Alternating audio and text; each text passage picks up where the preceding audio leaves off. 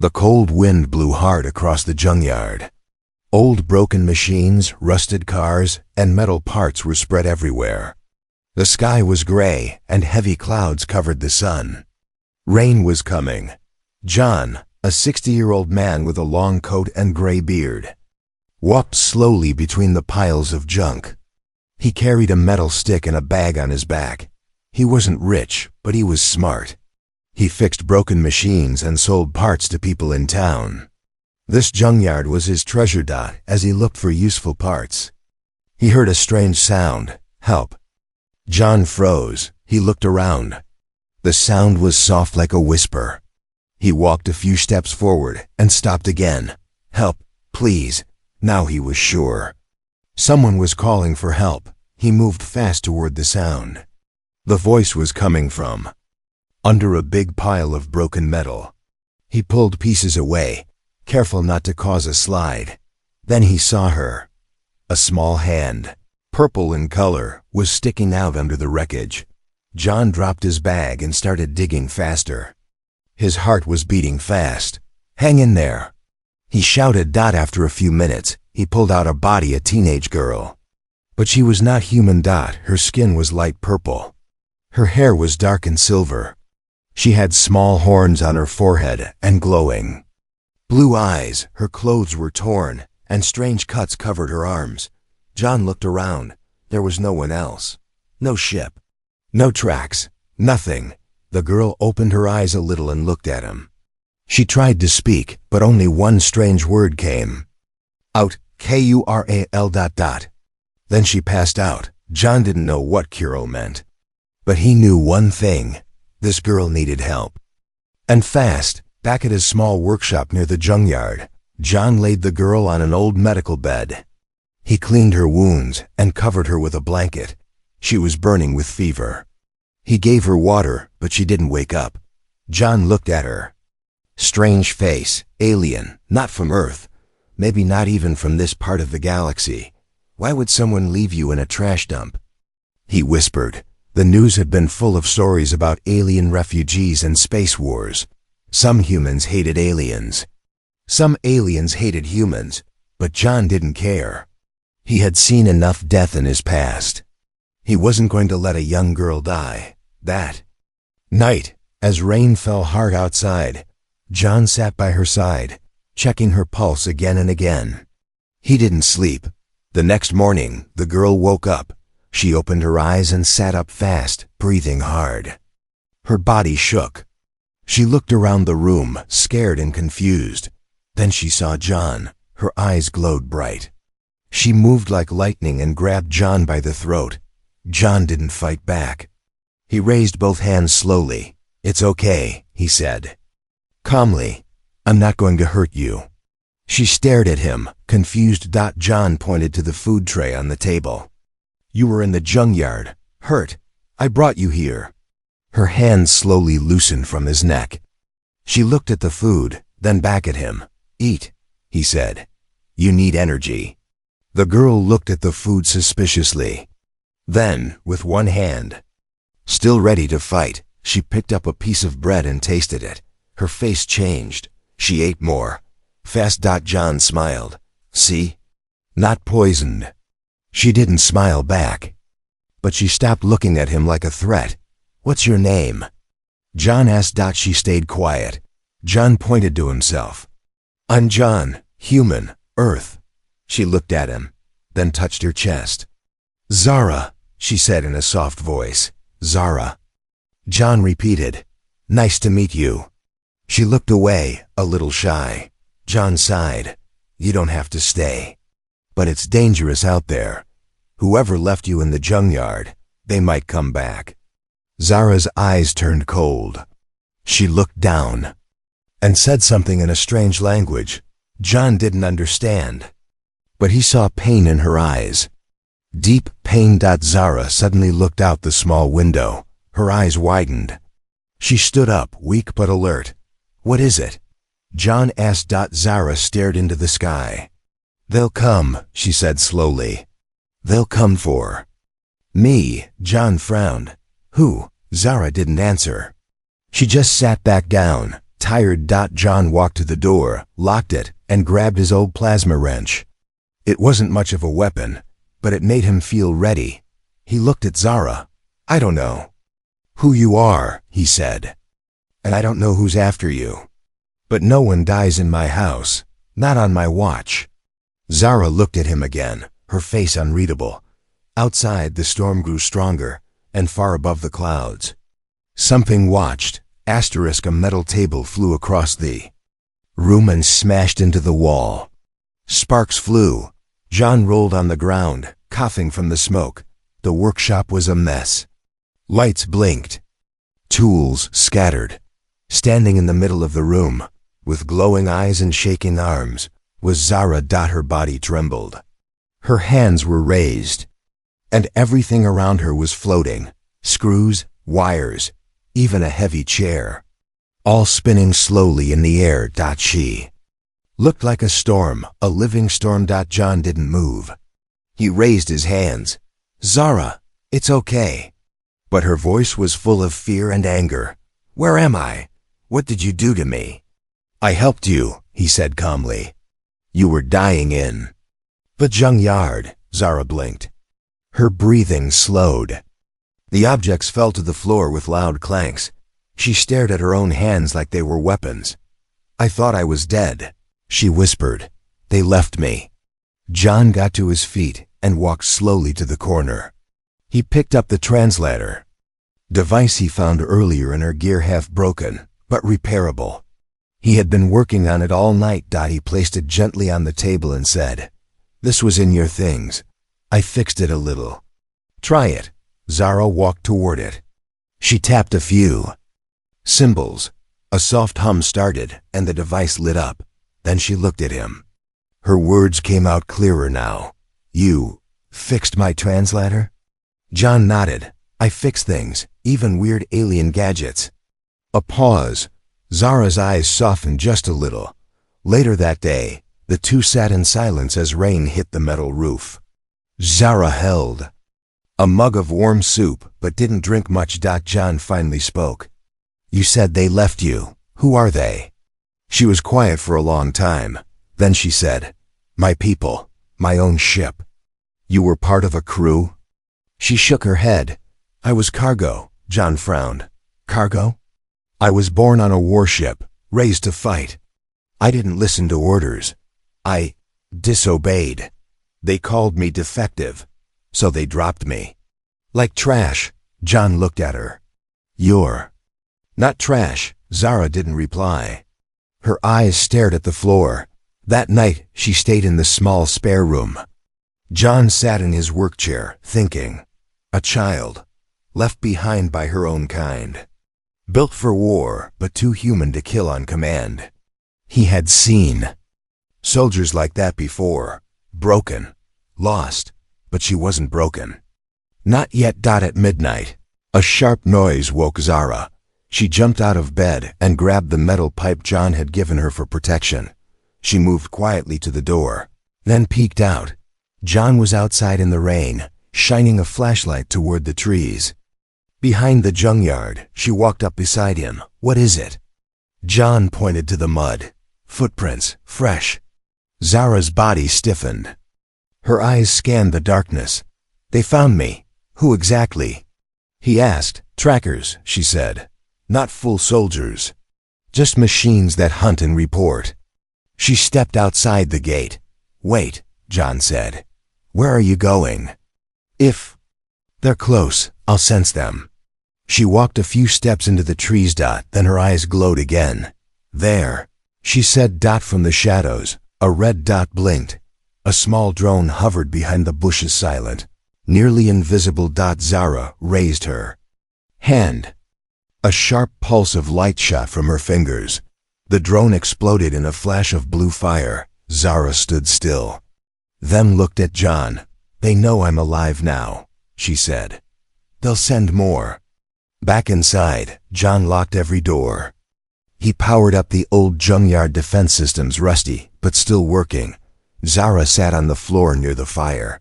John looked at her. "So what do we do now?" Zara looked into the flames.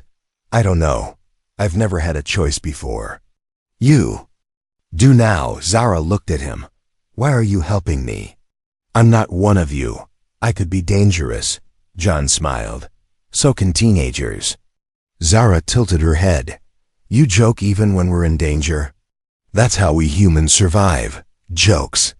Hope. And fixing broken things. Zara's face changed. A small smile. Just for a second. Then her expression turned serious again. I'll stay. For now, but if they come. We'll deal with it, John said.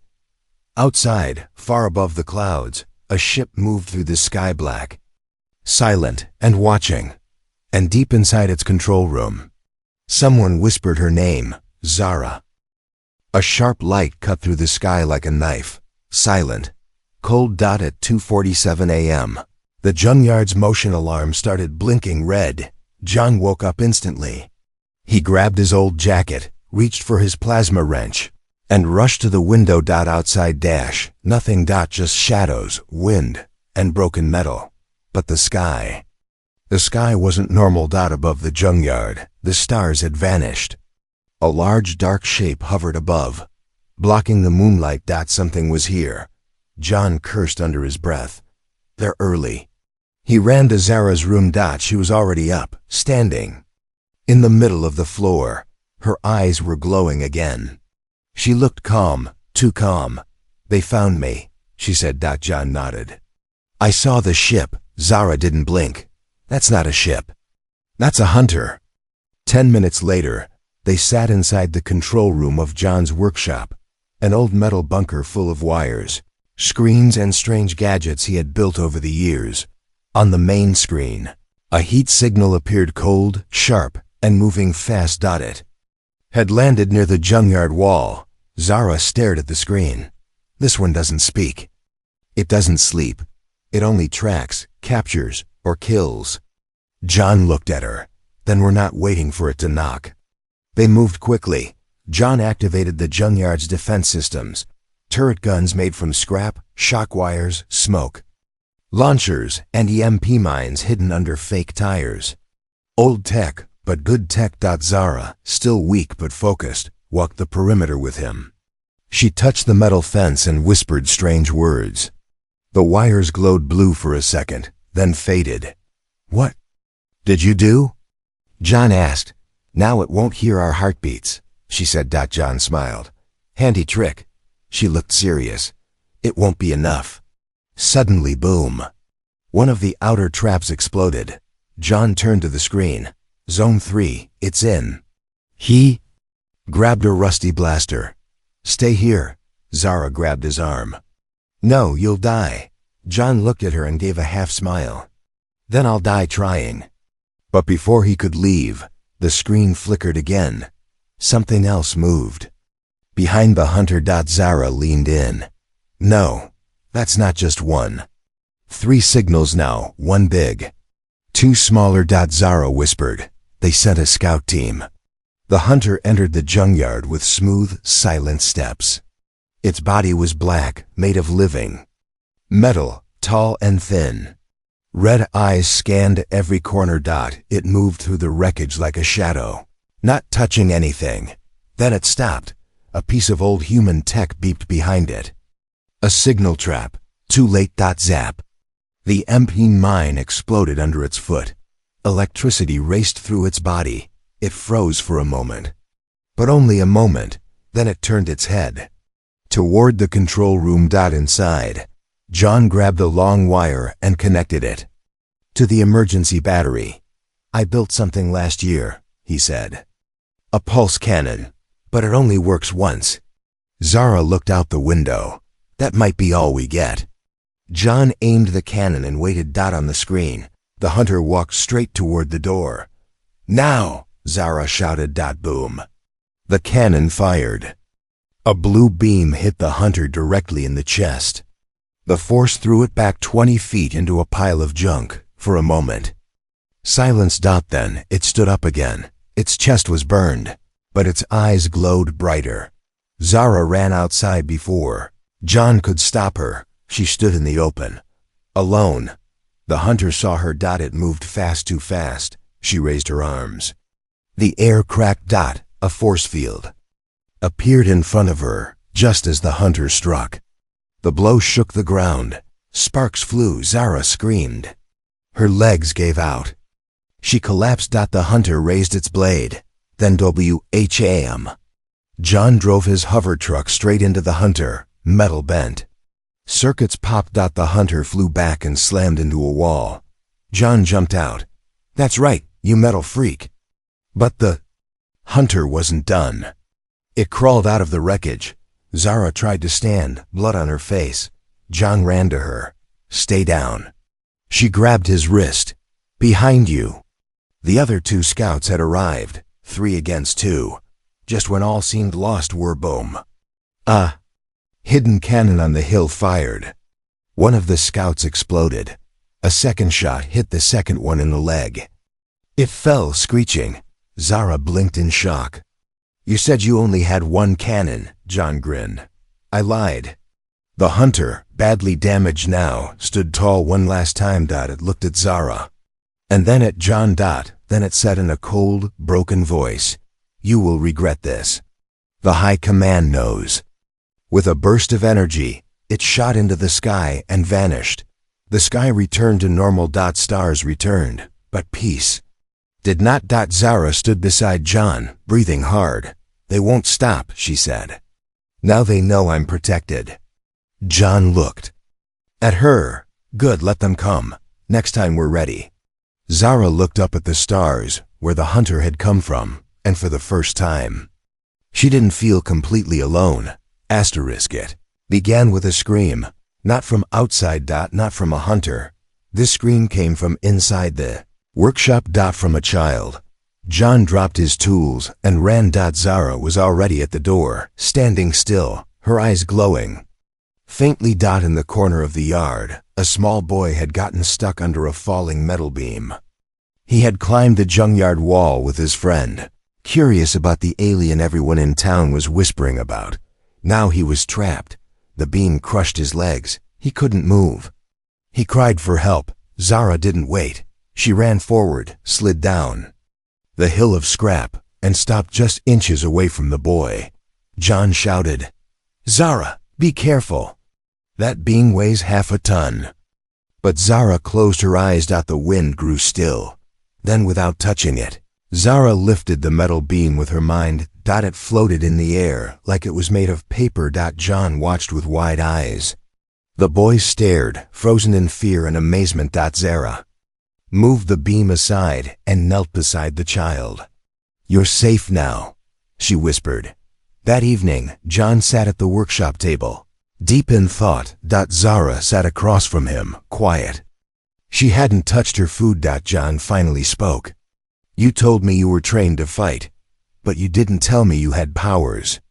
Zara didn't look up. I wasn't supposed to, she said. We're not allowed to use them outside the bloodline. What bloodline? Zara looked him in the eye. Royal. John blinked. You're saying you're a princess? Zara shook her head. No, just a spare. A Gen 4 hybrid, one of the failed ones. She stood and walked to the window. My planet used to be full of strong minds, telepaths, energy users. But now, only a few are born with real power.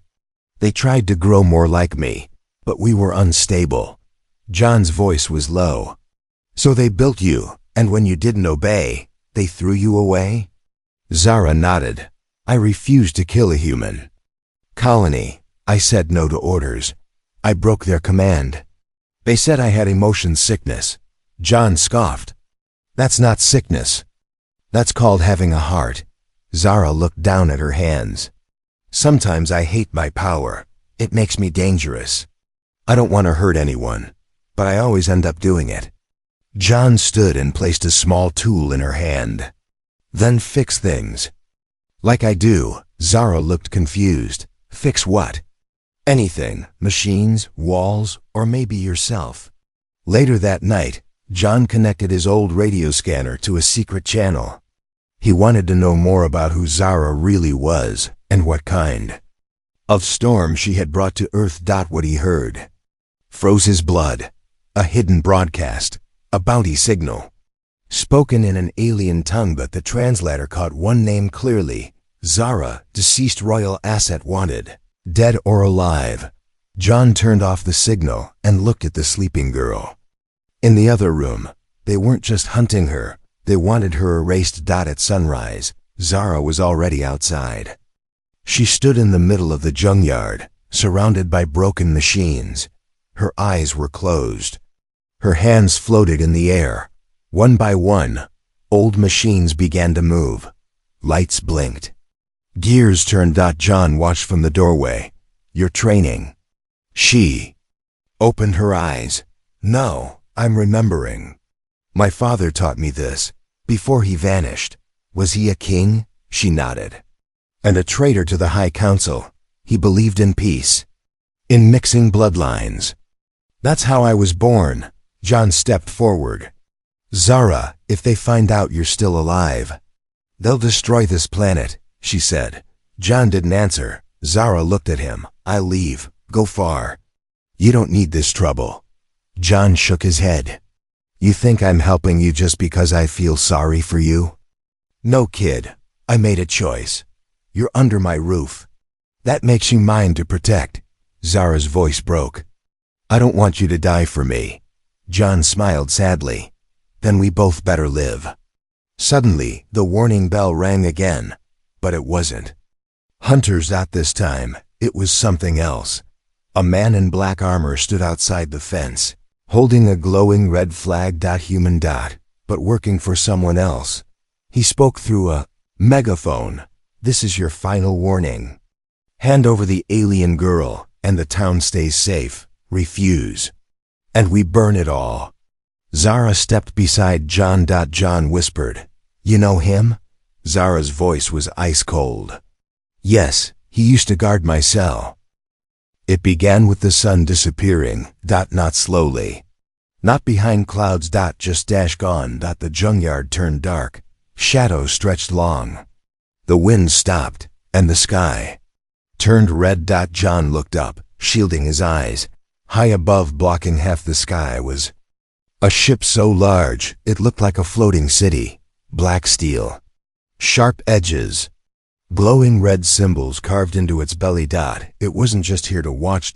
It was here to end things. Inside the workshop, alarms screamed. The radar was useless, completely jammed. Zara stood at the door, her body tense.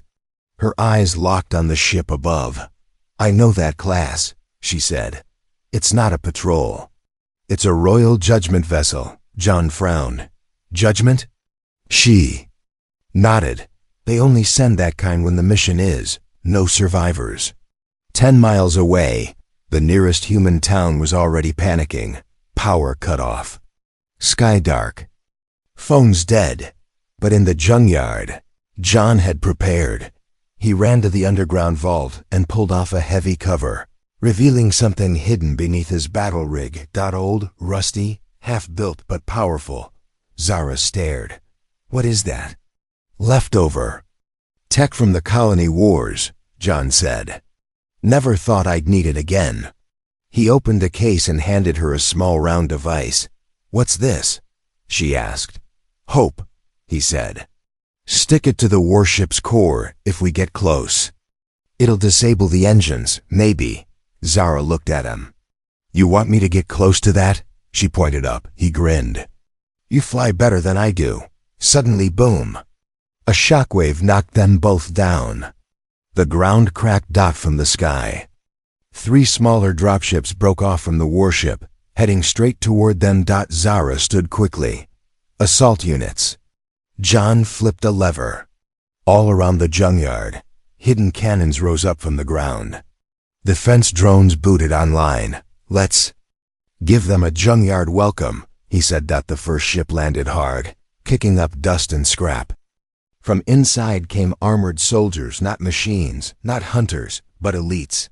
Tall, fast, silent, trained to kill. Zara didn't wait. She moved like lightning, slamming into the first with a burst of energy. Metal screamed.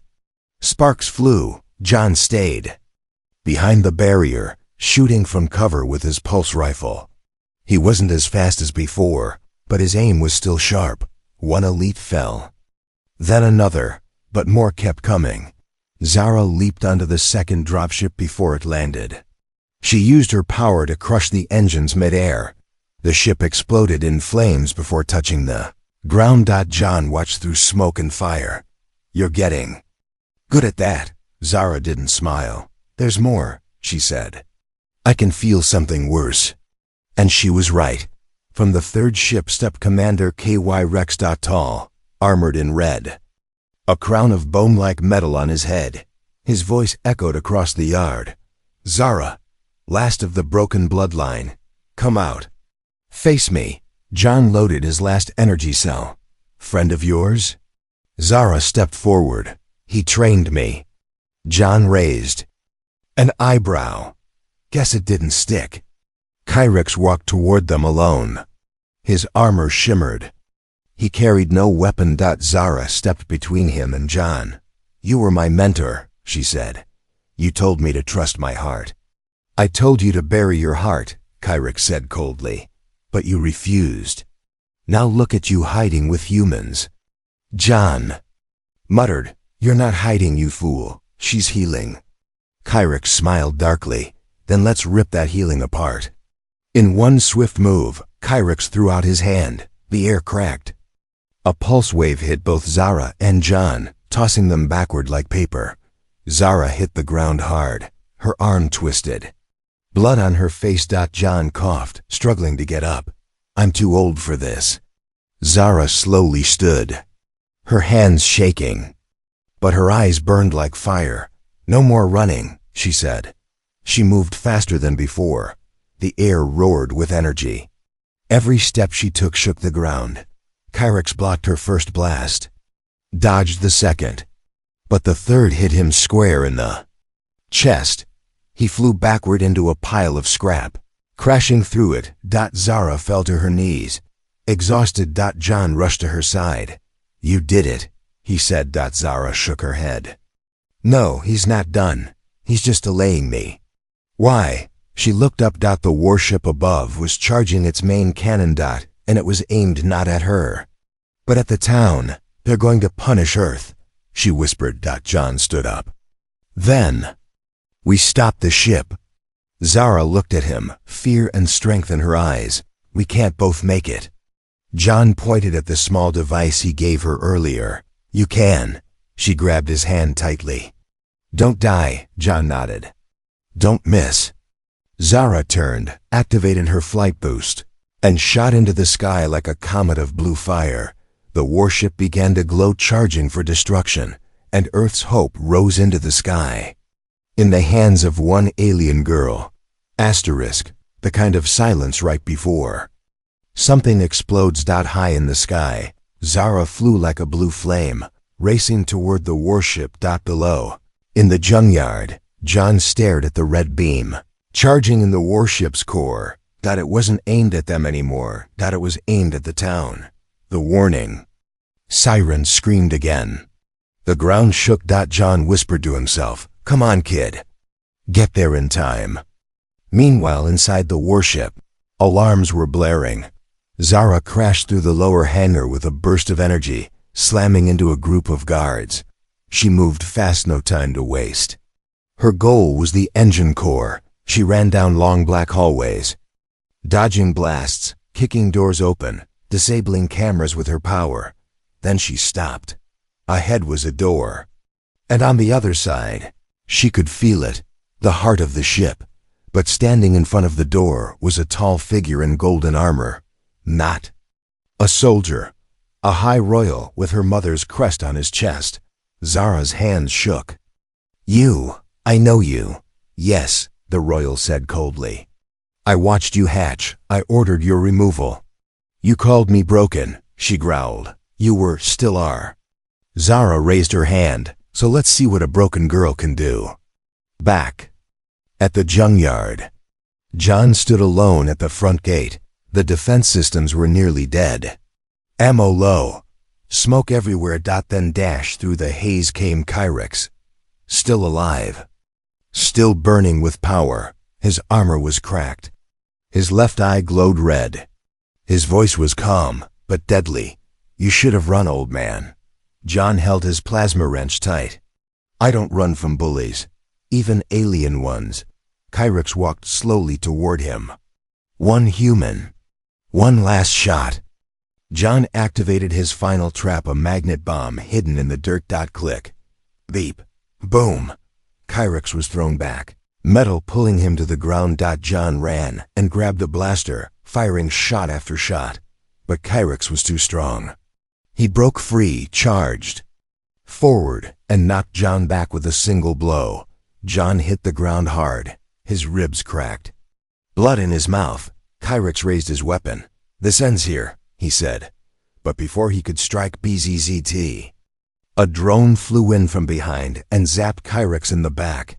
John's old junkyard droid, patched, rusty, barely working, was attacking him. Kyrix turned and crushed it in one hit. But the moment's delay was enough. John reached for his emergency blast weapon. One charge only. He pressed the trigger. Flash. Electric light exploded everywhere. Kyrix screamed, his system shorting out. He fell to his knees.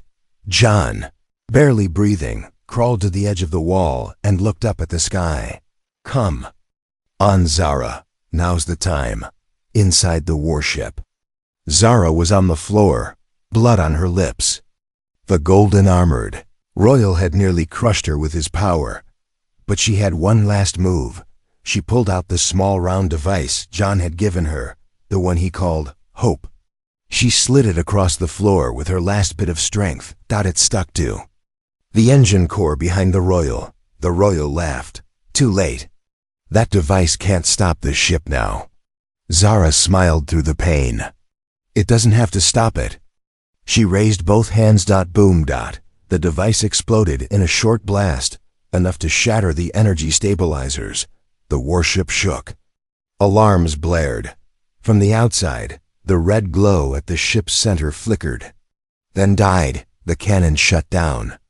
Beam targeting the town disappeared. The ship began to fall. Zara didn't run. She had no strength left. She looked up at the stars one last time, whispering, I chose this.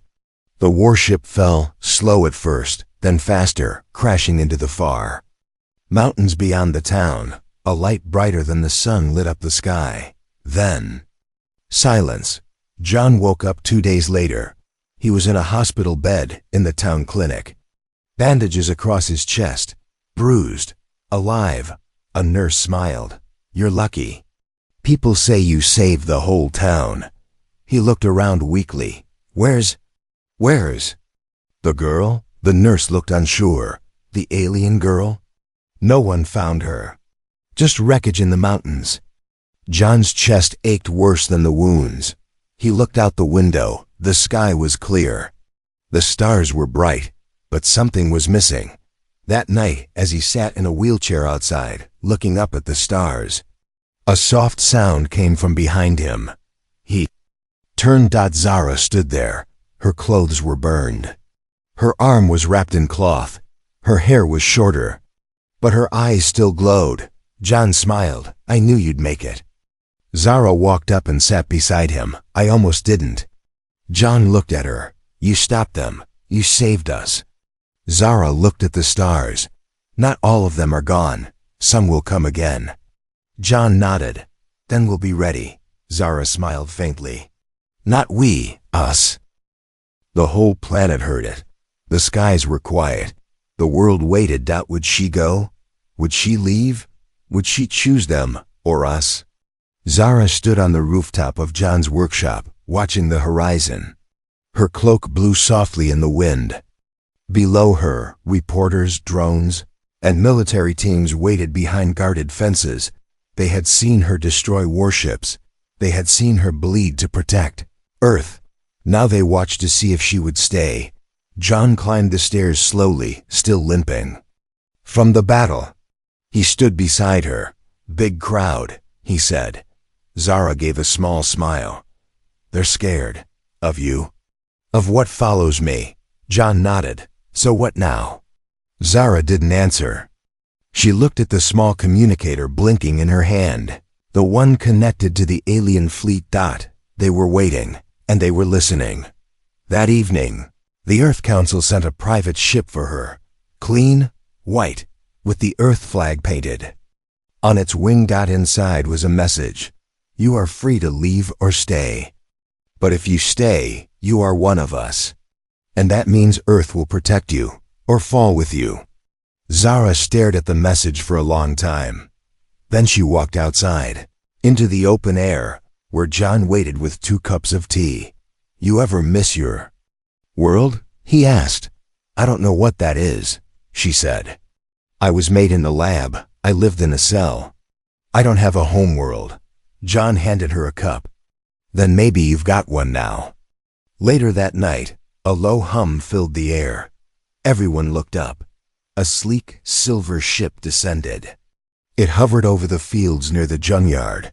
From inside stepped a single figure, tall, pale, in white armor with gold trim. Her face was calm. Her eyes glowed. Zara stepped forward. The woman spoke with grace and pride. I am Ambassador Thalea of the High Worlds. I come in peace. John didn't trust the tone. Funny way of saying peace after bombing a planet. Thalea ignored him and looked at Zara. You are not a prisoner. Not anymore, but you carry royal blood. That blood does not belong here. Zara said nothing. Thalea continued. Your powers will grow. Earth will fear you. Use you. Turn you into a weapon. But we understand what you are. Zara took a deep breath. I know what I am, she said, and for the first time, I know who I am. She looked back at John, a girl who was thrown away, and someone chose to fix me. She turned to Thalea. Tell your high worlds this. I'm not coming back.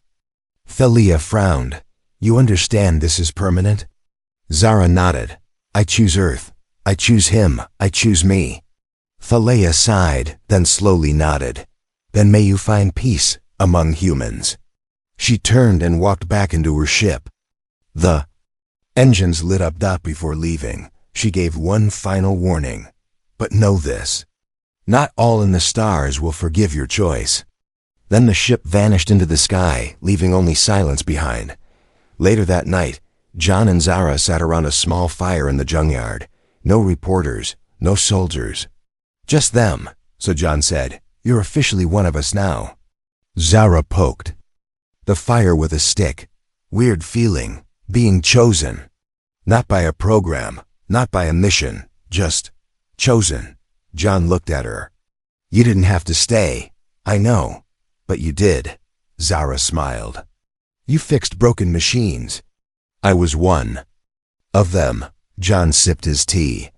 Nah, you weren't broken. You were just waiting to find your place.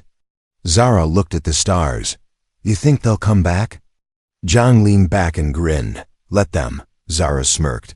Next time I'll build the cannons. Suddenly, a small light blinked. On the edge of the junkyard wall, a motion sensor. John stood. Alert. Zara raised her hand. They both watched, but it was only a fox walking across the yard. John chuckled. Not every signal's a threat, Zara nodded. Still, good to stay ready. They stood there, side by side, watching the dark. A girl with starlight in her blood, a man with rust on his hands. And together, they waited for whatever came next.